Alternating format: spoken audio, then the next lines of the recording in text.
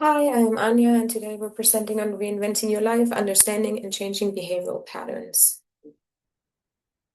For our agenda, we're first going to go over the core framework life traps, then why patterns persist, behavioral responses, how to change these patterns, and professional application.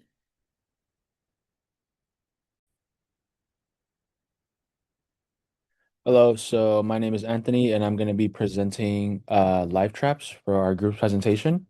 So, just for a little context, life traps are repeated patterns that many people fall into, professional students included, um, that hurt us or hold us back from like achieving our personal and professional goals. Like one example, just for some context before we move on to the slides, is that even things that happen to everyone, like abandonment, can make people react and make people expect others that they have personal or professional relationships. It applies in all parts of life, for them to leave or something because of a bad experience that they had before. They affect every kind of relationship that we have, personal, professional, friendships, romantic relationships, things like that. Some of the things that can cause these things to occur are mistrust uh, with others or even family members or friends. They can make someone assume that, if you had a bad experience with an old friend from high school, that, it might happen again with a completely different person in college, for example. Some of these things develop because of things like, betrayal from a friend, bullying, or, you think somebody treated you unfairly, things like that. Another thing that can cause these things to, kind of originate and start snowballing are, I'm sorry, things on like how you perceive failure, whether that's you trying to achieve personal or professional goals. It can come from maybe someone criticized you too hardly and never gave you credit for your work. Another example could be like seeking approval from someone that you never got, and then it rolls over into you becoming very approval seeking, whether that's in your personal or professional life, for a job that you have, or you really want your partner, your romantic partner, to really be like into you and everything that you do. So, just for some continued context, they can also originate like things like we know childhood is very important for someone how someone develops as a person. Security, support, independence, they can affect all these things and how you feel about yourself. You can develop things like coping mechanisms because of them, and they can continue even when they're no longer useful. And talking about things like this is just learning about understanding rather than placing blame.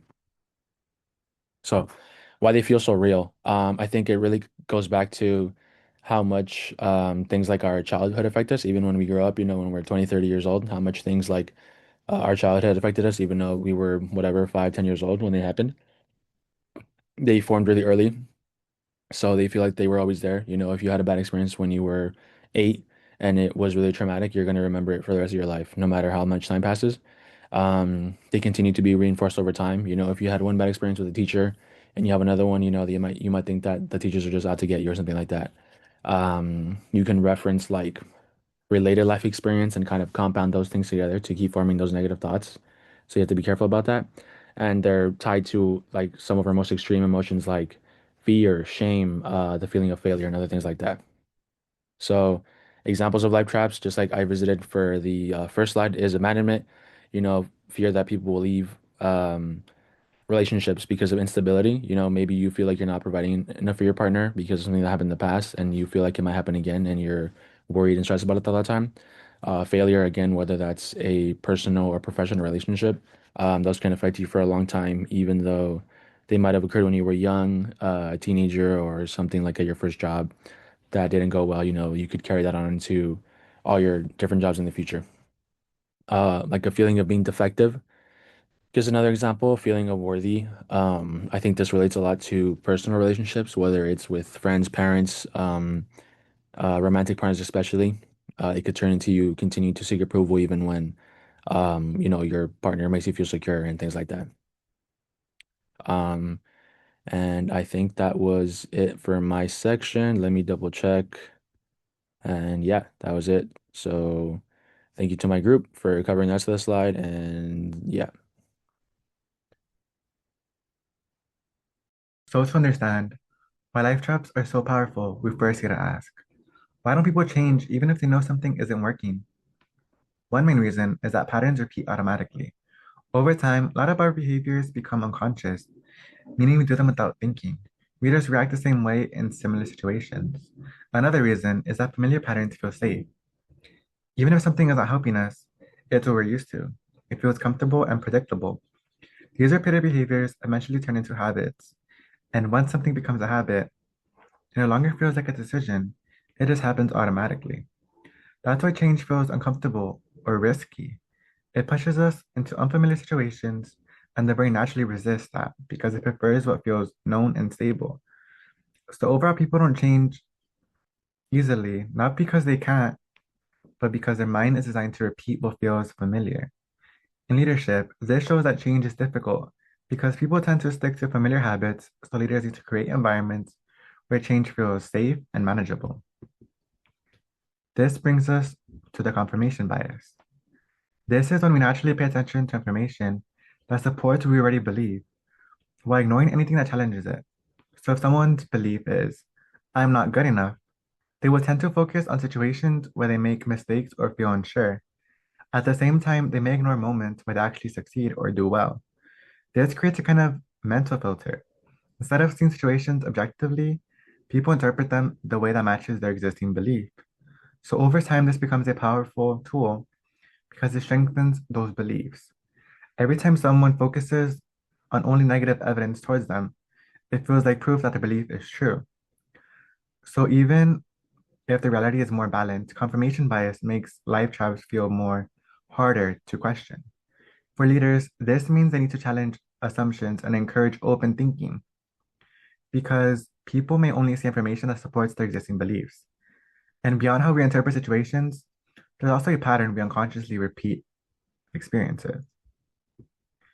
Another key concept is repetition compulsion. This refers to the tendency to recreate familiar emotional situations, even if they're negative and unhealthy.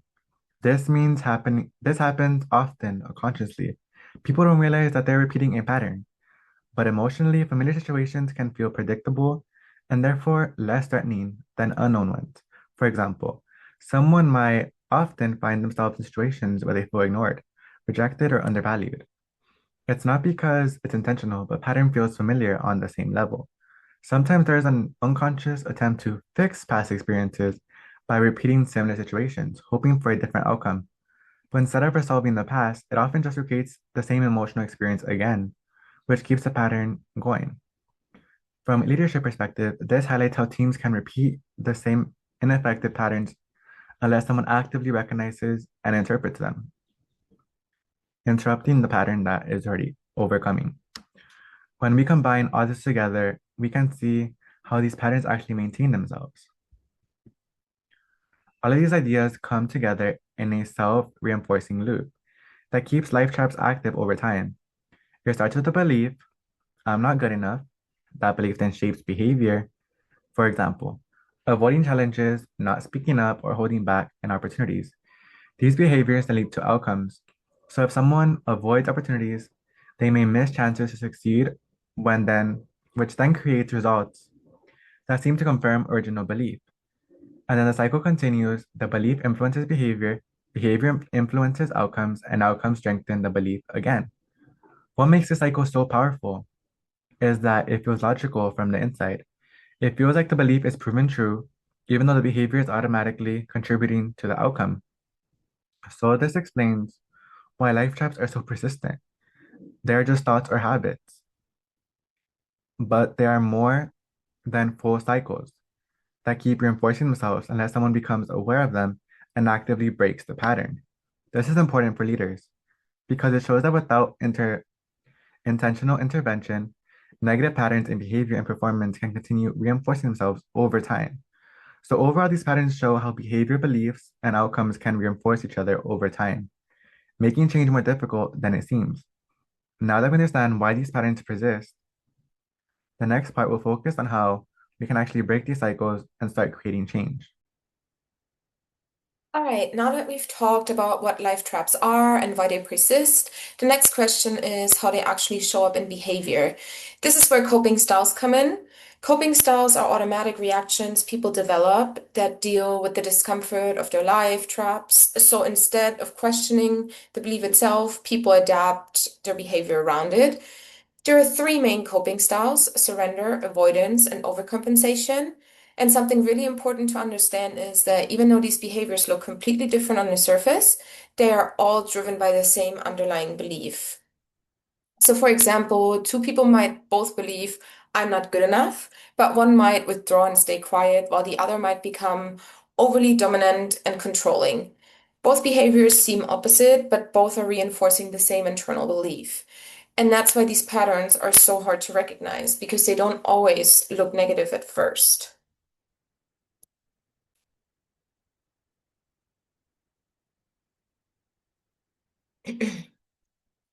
This is the first coping style, surrender. This is when someone accepts that life traps are true and behave in ways that confirm it. So instead of challenging the belief, they kind of give into it and recreate situations that match it. For example, if someone has a failure life trap, they might avoid applying for competitive roles or assume they won't succeed before even trying. Or if someone has a defectiveness trap, they might stay in relationships or even jobs where they are undervalued because they deep down feel like that's what they deserve.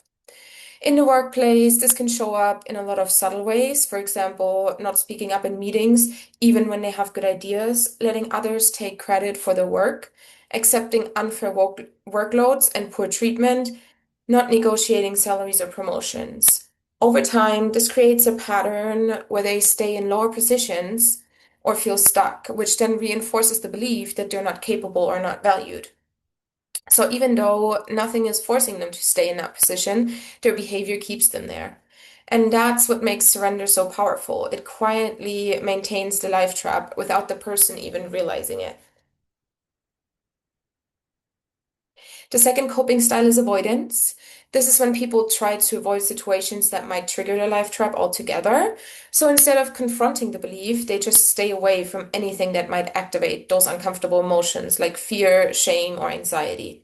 At first, this actually feels helpful because it reduces stress in the moment, but in the long term, it becomes a problem because it limits growth and opportunity. For example, someone who feels inadequate might avoid presentations, avoid leadership roles, avoid applying for new jobs, or avoid situations where they might be evaluated. In a workplace setting, this can look like staying in the same role for years, even if they're capable of more, or avoiding difficult conversations like giving feedback, asking for help, or addressing conflict. Another example is someone who avoids networking because they're afraid of judgment and rejection. So even though they might have strong skills, they don't build connection or visibility. And the key issue here is that avoidance prevents new experiences. If you never put yourself in a situation where you could succeed, you never collect evidence that contradicts your belief. So the life track stays intact, not because it's true, but because it's never challenged. The third coping style is overcompensation. This is when someone acts in the complete opposite way of their life trap in order to hide or fight it.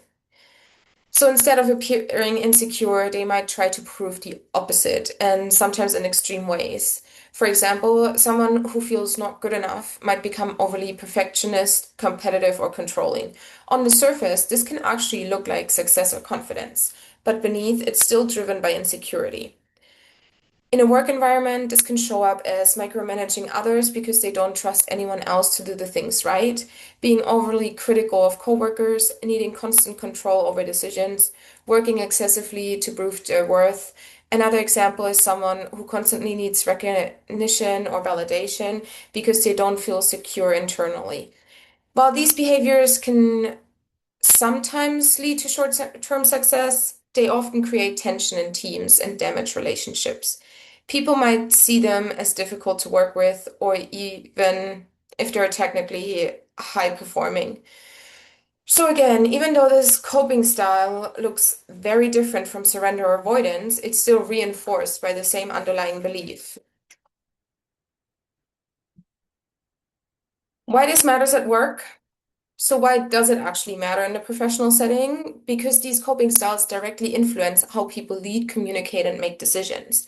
And they can have a big impact on not just individuals, but the entire team. For example, someone who uses avoidance might not step into leadership roles, which limits their career growth. Someone who uses surrender might accept poor treatment or not advocate for themselves. Someone who overcompensates might become controlling, which can hurt team collaboration. These patterns can also affect their communication. For example, avoidance can lead to avoiding difficult conversations, while surrender doesn't express their opinions, and overcompensation might dominate a conversation. And in leadership, this can become even more important. A leader who is unaware of these patterns might unintentionally create a negative work environment, either by being too passive, too avoidant, or too controlling. The key takeaway here is that these behaviors are often not intentional. They're automatic responses based on deeper beliefs. So instead of seeing them as personality flaws, it's more useful to understand them as patterns. And once people become aware of these patterns, they can start to change how they respond, which ultimately leads to better communication, stronger leadership, and improved performance. Hello, my name is Fernando Andrade. I will be doing the fourth part of this presentation. And to start off is there's a big question, and the big question is, can these patterns actually change? And to start it off with, the great answer is yes. It takes just effort and consistency. These patterns don't just disappear overnight because they've usually been there for like a good amount of time, and also awareness alone isn't just gonna solve the problem. You actually have to change how you respond to others or the way you respond to your own self. The most important thing is that change takes time and practice. For example, if you're at work or another place, if someone always shuts down when they get feedback, just know that that isn't enough, that they need to practice the way they respond. Not everybody could just shut down just from something they've heard or something they've been told. They need to react differently in a different way to change. The first step is awareness because you can't change something if you don't notice what you're doing or you don't have a clue. Um, this means identifying your life's traps, like if you're not feeling good enough, or also the fear of rejection. It also means recognizing your emotional triggers, what sets one off. Everybody's different, everybody has those different emotional triggers. And noticing repeated patterns in your own behavior can also help that. For example, if you're at school and someone might get a bad grade and immediately think they're gonna fail that class or just give up, and or also at work, for example, when a manager gives feedback, they might take it personally instead of seeing it as something as a learning opportunity or something as helpful. Once you start noticing these patterns, you've already taken the first step towards change. And next, you could also, after you are aware, the next step is to challenge those patterns and actually change them.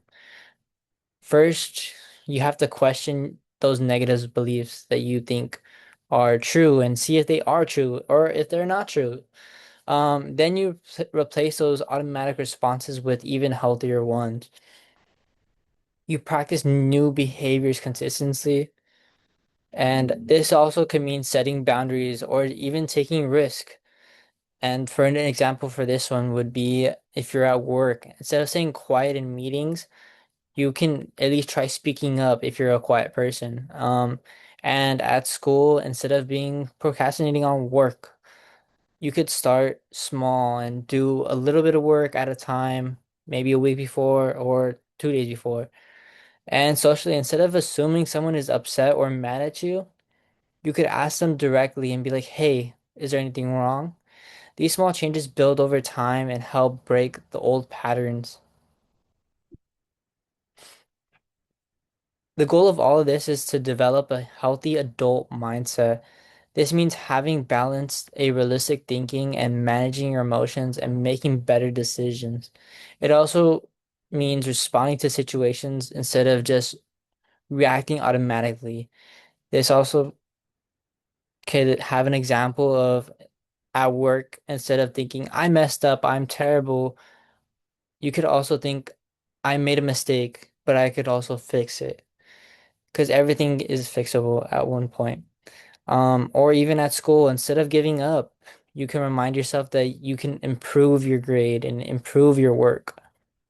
So overall, it's about being more in control of the way you respond and project yourself. Sorry about that. And to wrap up our presentation, behavior is often driven by unconscious patterns.